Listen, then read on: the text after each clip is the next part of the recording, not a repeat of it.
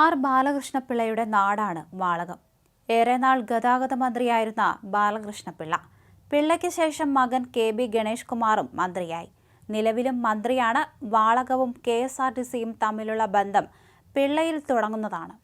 കൊട്ടാരക്കരയിൽ കാലുറപ്പിച്ചു നിൽക്കാൻ പിള്ളയ്ക്ക് തുണയായത് KSRTC ആയിരുന്നു. വാളകത്തും അതുകൊണ്ട് തന്നെ എല്ലാ KSRTC ബസ്സും നിർത്തും. ഇതുമായി ബന്ധപ്പെട്ടാണ് രസകരമായ ഒരു സംഭവം നടന്നിരിക്കുന്നത്. ഗതാഗത മന്ത്രിയുടെ നാട്ടിലെ ബസ് സ്റ്റോപ്പിൽ കൈകാട്ടിയിട്ടും നിർത്താതെ പോയ സൂപ്പർ ഫാസ്റ്റ് ഡ്രൈവറെ ഇമ്പോസിഷൻ എഴുതിച്ച് യാത്രക്കാരൻ സോഷ്യൽ മീഡിയയിൽ ഇപ്പോൾ താരമാവുകയാണ്. MC റോഡിൽ വാളകം MLA ജംഗ്ഷനിൽ നിർത്താതെ പോയ പത്തനംതിട്ട ജില്ലയിലെ ഒരു ഡിപ്പോയിലെ ഡ്രൈവറാണ് പരാതി ഒഴിവാക്കാൻ ഇമ്പോസിഷൻ എഴുതിയത്.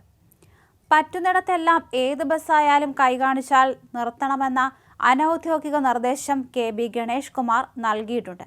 എന്നിട്ടും വാളകത്ത് ബസ് നിർത്തിയില്ല. വെള്ളിയാഴ്ച വൈകിട്ട് തിരക്കില്ലാതിരുന്നിട്ടും നിർത്താതെ പോയ കോട്ടയത്തേക്കുള്ള ബസിന്റെ ഡ്രൈവർ ആര് എന്നറിയാൻ യാത്രക്കാരൻ ബന്ധപ്പെട്ട ഡിപ്പോയിലേക്ക് വിളിച്ചിരുന്നു.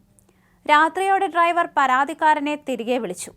എറണാകുളം ജില്ലയിൽ നിന്ന് ഒരാഴ്ച മുമ്പ് ഡിപ്പോയിലെത്തിയ ആളാണെന്നും MLA ജംഗ്ഷനിൽ സ്റ്റോപ്പുള്ള വിവരം അറിയില്ലെന്നുമായിരുന്നു വിശദീകരണം.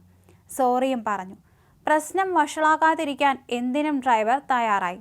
എല്ലാ KSRTC ഡ്രൈവർമാരും അറിഞ്ഞിരിക്കേണ്ടതല്ലേ വകുപ്പ് മന്ത്രിയുടെ സ്വന്തം നാട്ടിലെയും മുൻ വകുപ്പ് മന്ത്രി കൂടിയായ ആർ ബാലകൃഷ്ണപിള്ളയുടെ പേരിലുള്ള MLA ജംഗ്ഷനിലെ സ്റ്റോപ്പ് എന്നായിരുന്നു യാത്രക്കാരന്റെ മറുചോദ്യം. ഉന്നതങ്ങളിലേക്ക് പരാതി പോകാതിരിക്കാൻ എന്തു വേണമെന്നായി ഡ്രൈവർ.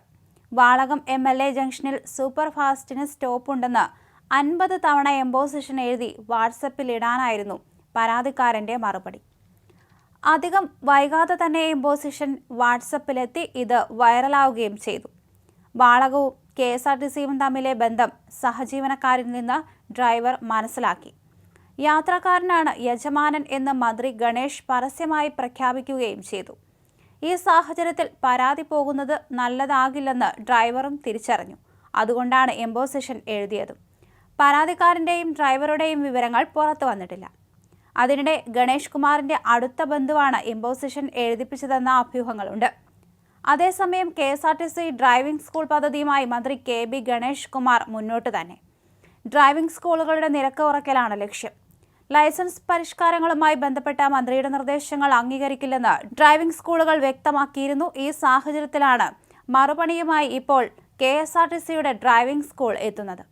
KSRTC ഡ്രൈവിംഗ് സ്കൂളിൽ പരിശീലനത്തിന് സ്വകാര്യ സ്ഥാപനങ്ങളിലേതിനേക്കാൾ നിരക്ക് കുറയും. 30%-എങ്കിലും കുറവ് വരുത്താനാണ് ധാരണ. സംസ്ഥാനത്ത് 22 കേന്ദ്രങ്ങളിലാണ് KSRTC ഡ്രൈവിംഗ് സ്കൂൾ തുറക്കുന്നത്. എറണാകുളം ജില്ലയിൽ അങ്കമാലി, പെരുമ്പാവൂർ എന്നിവിടങ്ങളിൽ ഉണ്ടാകും. തുടക്കത്തിൽ ബസ് ലൈസൻസിനാകും പരിശീലനം. പിന്നീട് മറ്റ് വിഭാഗങ്ങളിലും തുടങ്ങും. കാർ ലൈസൻസിന് പലരും 10,000 രൂപ ഫീസ് വാങ്ങുന്നുണ്ട്. KSRTCയിൽ അത് 7,000 രൂപയാകും.